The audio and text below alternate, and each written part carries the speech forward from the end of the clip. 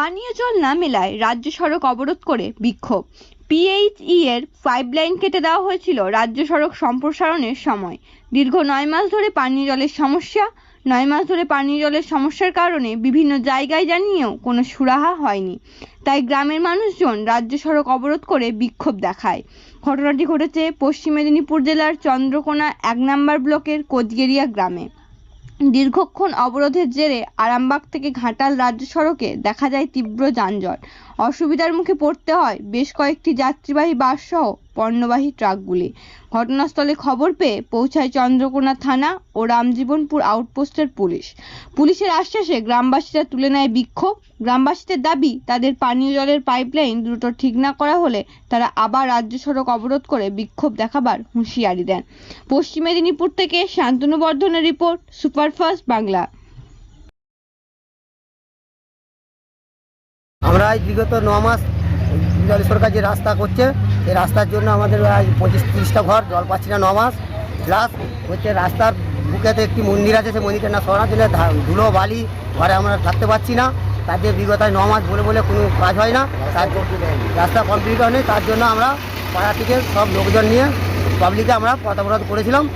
সেই জন্য আজকে এখানে বিক্ষোভ হয়েছে। আর পুলিশ প্রশাসন তো এসেছিল, তারা কি বলছে? পুলিশ প্রশাসন এখন এসছে, তাদেরকে তারা বলছে আমাদেরকে আগে শুনেছিল, শুনাননি, এবারে এসছি আমরা। তারা এখন পর্যন্ত দাঁড়িয়ে তাদের কী কাজ হচ্ছে করুন, না করলে আমরা পরবর্তীকালে না যদি কাজ হয় পরবর্তীকালে আমরা আবার এই লাইনে হাঁটি। আপনার নাম? সুকুমার দাস, বাড়ি কোচগেরিয়া। সমস্যাটা কি?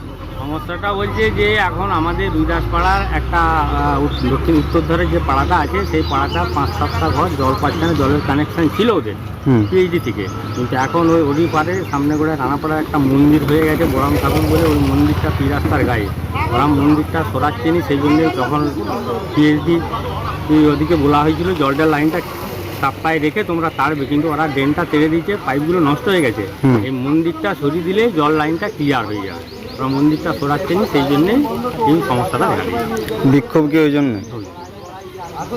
প্রশাসন তো এসেছিল, প্রশাসন কি বললো? প্রশাসন এসেছে, প্রশাসন আলাপ আলোচনা করছে মন্দিরটা সরানোর জন্য, রাস্তাটা জলটা দেওয়ার জন্য আলোচনা করছে। আপনার নাম? আমার নাম হিমাংশু পাল। বাড়ি?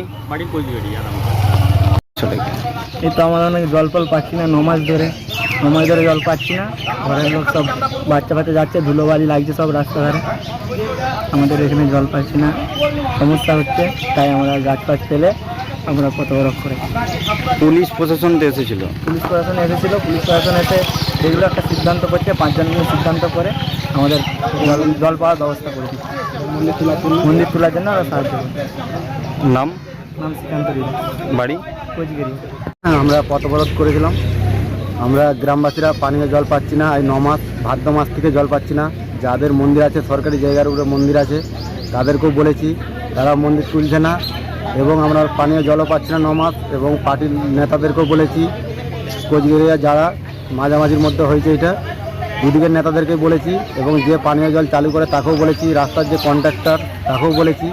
কিন্তু জল লাইন কেটে দেওয়ার ফলে আমরা জল পাচ্ছি না এরকম রোদে গরমে। তার জন্য আমরা কাঠের গুঁড়ি ফেলে পথ অবরোধ করেছিলাম। কিন্তু পুলিশ প্রশাসন আসে, এটা আশ্বাস দিয়েছে আমাদেরকে যে আমরা এটা জল লাইনের ব্যবস্থা করে দিচ্ছি, তোমরা রাস্তা ক্লিয়ার করো। রাস্তা আমরা ক্লিয়ার করেছি। আমরা জল নাই পাই, 9 মাস অপেক্ষা করেছি। পরবর্তী দিনে আমরা আবার কিন্তু পথ অবরোধ করতে বাধ্য হব। আপনার নাম? সাহেব